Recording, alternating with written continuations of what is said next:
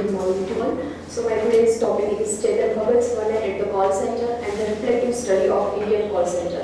The very much phenomenon of the call center starts in the 2005 and which almost becomes familiar with the process of the outsourcing.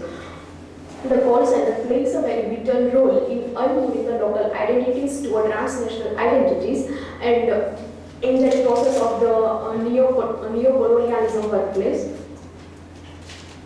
One Night at the Call Center. One Night at the Call Center is a very famous novel written by Chetan Bhagat in 2005. It is generalized under the genre of the pop novel because in this novel we can find the dialogues which are as cheesy as a plate of paneer and realistic representation of the character and even the reciprocal representation of relationship between the society and the modern youth.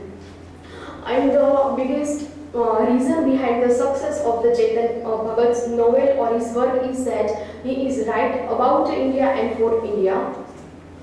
Basically, the One Night at the Call Center starts with a friend narrative story on his journey from Kanpur to Delhi. That's on their train journey. Chetan Bhagat met a girl and which offers him to tell a story, and then later on he has to make a second book on it.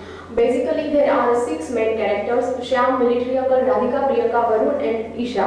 All are living with their messy problems in their lives, and as a colleagues, they are working at the call center.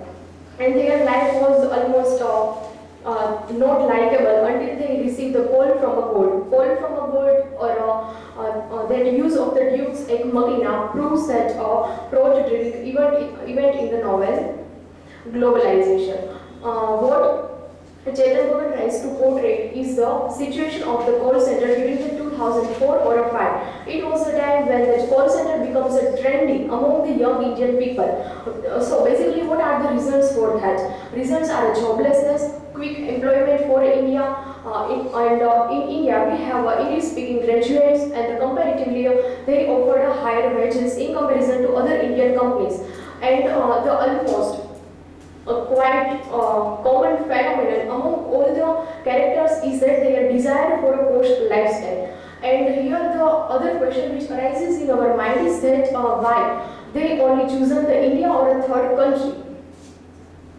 Reasons behind working in a call center. In a call center we have the 6 characters and almost all have their personal reasons behind working in the call center. And the one which I found the common among the all is their desire for money rather their need for money, because they all wanted to get a better chances in their life due to money. Here I put some original dialogues from the novel.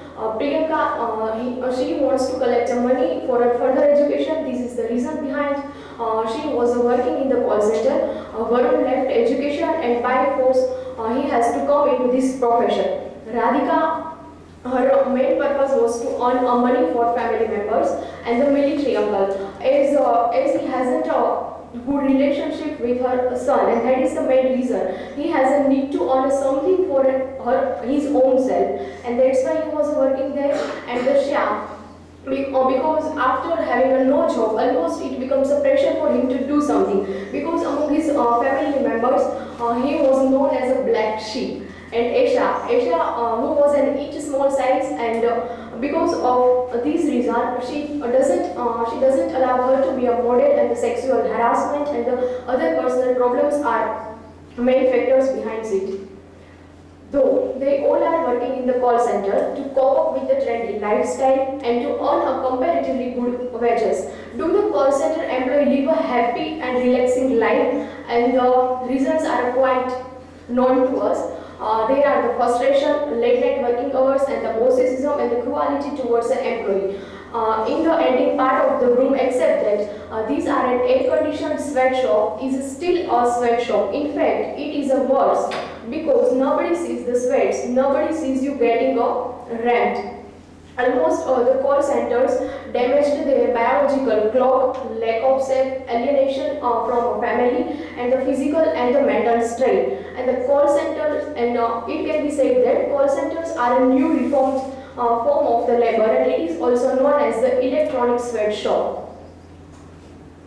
Call centers as an electronic sweatshop. For Bhagat, it turns out it doesn't like a call centers. He's seen them as a soul-destroying sweatshops, soaking up the talents and energies of a young India who could and should be doing better for themselves and their country. This statement was made by Shashi Tharoor. When we look at some original quotes of the novel, there is the Shyam. There was a one dialogue which there is a scene which comes in the starting part of the novel when the Shyam was dreaming, and in his dreaming he saw that his ghost Bakshi was pushing his head down in the water. According to Sigmund Freud, people mostly dream what they fear the most. That psychological kind of the fear was created among the characters because of their late night working at the call center and the frustration. It may represent a Shyam's fear for taking over his work's credit by cruel boss Bakshi through some image of a boss, and how hard work you sweat it doesn't matter at all. Shyam and Varun, they are used to do many works, but the almost credit goes on the part of his boss Bakshi. So basically the skills and the talents are never being appreciated by the boss. Call center electronic sweatshop. Though they are paid good wages, in comparison to wages of countries, as their wages are not even a third of that. If you look at the US or any other country, they are basically paid much wages than the Indian workers. Ultimately, this mental level work turns into a mental pain, and which seems more gruesome. Even there are some dialogues which highlighted that. Here, this is a one video which was prepared by NDTV.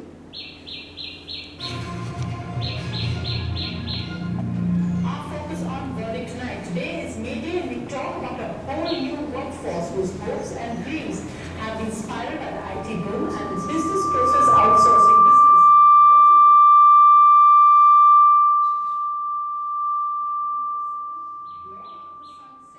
Could be taking the life out of many of their lives. That's what doctors are warning. Ajay suspects his 3-month-old is beginning to adjust to BPO timings. She wakes up by the time he gets home at around 3:30 in the morning. So for Ajay, catching up on sleep has become even more erratic. The 30-year-old has been working in a BPO for the last 7 years, but says he has been able to cope well. The lifestyle has been a change. I don't get that much of time to spend with my family. Now that is what a big complaint comes whenever I come back from office. Sleep is definitely a major concern for most of the BPO employees. We have seen people getting a little bit of insomniac, and their sleep pattern changes on a monthly basis, and that is the biggest concern I've observed. Most of the people tend to leave the organization. That is the reason why we find a little more attrition in BPOs because of health reasons. At least 3.5 lakh people working in 24/7 BPOs across the country are sitting ducks for the burnout stress syndrome. Doctors say they have erratic sleep patterns that affect biological rhythm, wrong posture causing back and neck problems, prolonged working at computer stations leading to eye problems and repetitive stress injury, unhealthy food habits causing acidity and gastrointestinal problems, and stressful work and lifestyle that could lead to hypertension, diabetes, and heart disease. In women, who constitute 40% of workforce, hormonal imbalance brought on by late working hours causes changes in menstrual cycle and more susceptibility to breast cancer. It is going to be a real social problem in future. One must pay attention. They must do some exercise for back and neck prevention. They must understand that how the basic ergonomics of the workplace. They must not tuck in their phone. You must screen your calls and at least cut down your own cell phone calls, because your loading onto the ear is tremendous. Your noise pollution is going to be tremendous. An organization to provide them discharge rooms, recharge rooms, absolutely silent room where these kids can go and just lie down for a few minutes, do some meditate, do some breathing so that they can help you. The Union Health Ministry has said there is a need for a separate health policy for BPO employees, considering a whole new generation is at grave risk. In Hyderabad, Uma Sudhir, NDTV.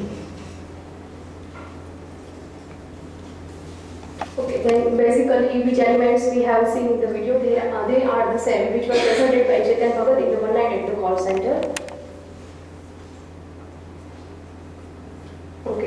global identities in the one at the call center. The one major problem that all the call centers employment have to face is that a requirement to take American linguistic identities. When in the 2004, the phenomenon of the call center become very popular. The call center workers have to go through a rigorous training in American culture. They are required to take an American linguistic identity. Shyam Mehra become a Sam Singh, Varun Malhotra become a Victor, and the Aisha Singh become Eliza Singer, and the Radhika Jha become a Regina Jones. And along with these, here are the several words which they have to pronounce in that certain matter. So, can we say that requirement from global identities is redefining the concept of racism? It seems that they require to take an American linguistic identities because accents have to be regulated so that the customers calling from the West has no way of recognizing that the voice on the other end is not an American. And because of these reasons, they have go through the accent naturalization and the self-international acceptance. It seems that it is not a visual racism but an oral one. Here are some articles which I found from the Chitralekha. The first one is about the one boy named called the Sagar Thakur, who was a 16 years old boy and who first get a job in the one night at the call center, and then slowly and steadily he learned about the various technologies at the call center, and then he started to start a stupid kind of the call centers, first at Bhavnagar and then Ahmedabad, and now almost she was caught by the police. So basically, what call center seems now, that concept of the learning language of foreign accent, which was remained the same, but nowadays the educated people are using the call center in a very negative way. So conclusion, so what? The biggest problem faced by a call center employee is of a time difference between their country and working country. So can it be said that the call center culture is a process of the post-colonial recolonization? Their routine life or body's biological function is invaded by the real price paid by the call center because of the stress, mental health problem, and the self-deprivation. Almost they are not able to live happily in their life, and in this way the third world workers' body is colonized through the colonization of the body's clock and its biological functioning. These are the sources which I have taken.